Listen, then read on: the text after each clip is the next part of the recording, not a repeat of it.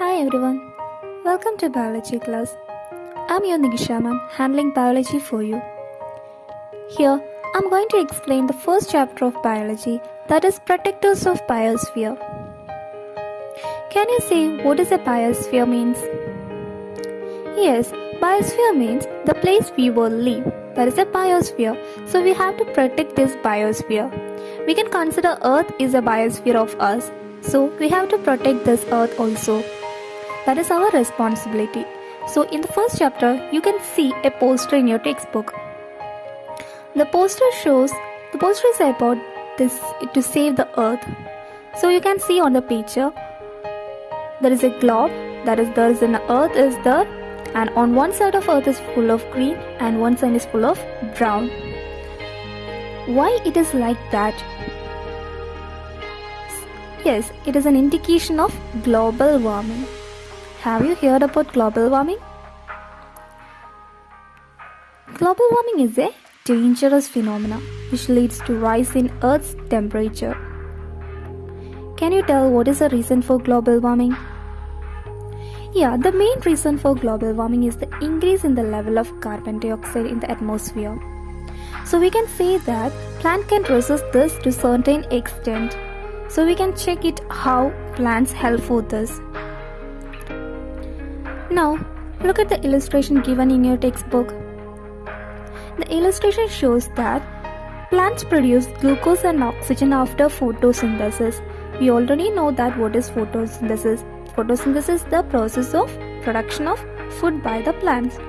So, plants produce glucose and oxygen after photosynthesis. Both these are used by organisms including human beings and animals. And all organisms including plant, animals, human being, after respiration, carbon dioxide is released out to the atmosphere. This carbon dioxide is used by the plants. This carbon dioxide is used by the plants for photosynthesis. If plants is not there, it will cause global warming due to increase in carbon dioxide level in the atmosphere. So the reason of global warming is destroying the plants. We have seen that plants produce glucose and oxygen for photosynthesis. The photosynthesis means it is a process of production of food by the plants. And can you tell what are the factors required for photosynthesis? Yes, it is carbon dioxide, water, minerals and salt, sunlight, and chlorophyll. Do you know where do plants acquire these factors from? Yeah, they get sunlight from the sun and the water and minerals from the soil through the roots. Then, can you tell me where the chlorophyll getting to the plants? Any idea? Chlorophyll is a pigment seen in the cell organelle of chloroplast in plants.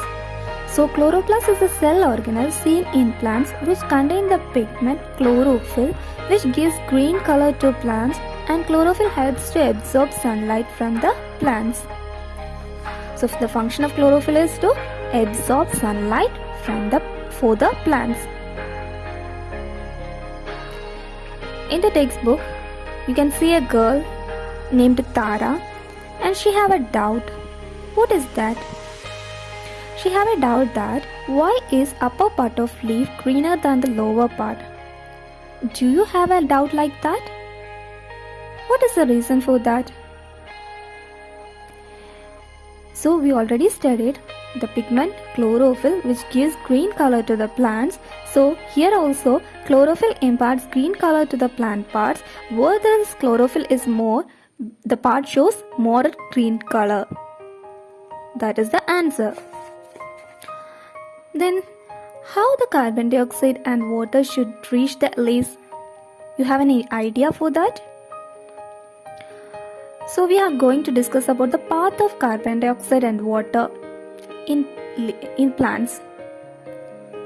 So this is the path of carbon dioxide to leaves from atmosphere. It is moving through stomata.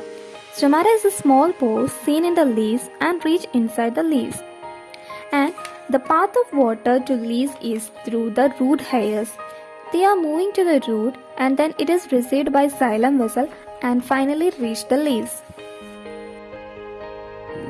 Here you can see a leaf, and when we take the cross section of the leaf, it would be like this.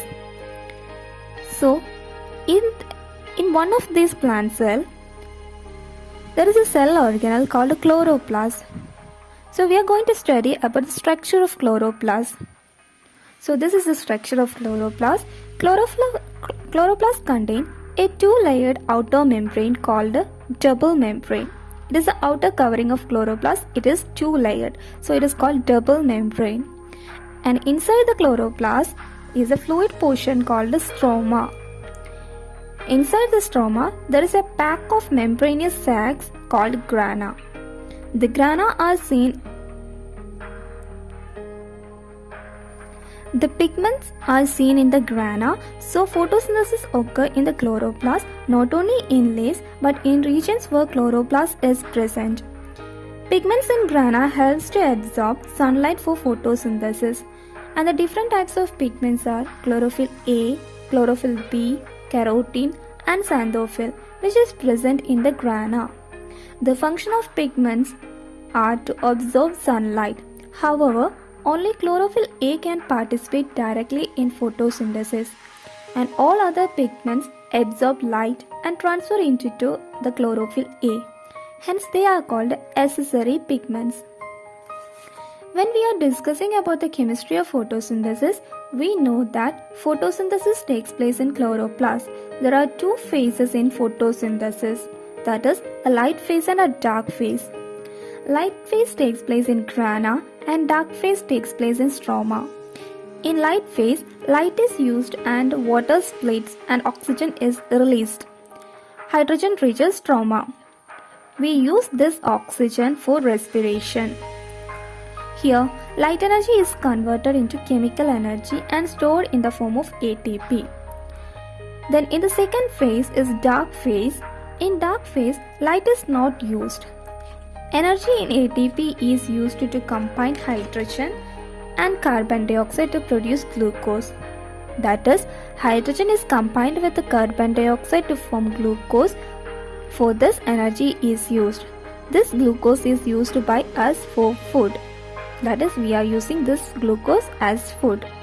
So, dark phase follows the light phase. The cyclic chemical reactions in the dark phase were discovered by the scientist Melvin Calvin. So, the dark phase is also known as Calvin cycle. He was awarded the Nobel Prize in 1961 for this discovery. So, in short, the equation of photosynthesis is carbon dioxide plus water in presence of sunlight and chlorophyll produces glucose and oxygen. So what is formed after photosynthesis? Can you say? Yeah, it is glucose and oxygen.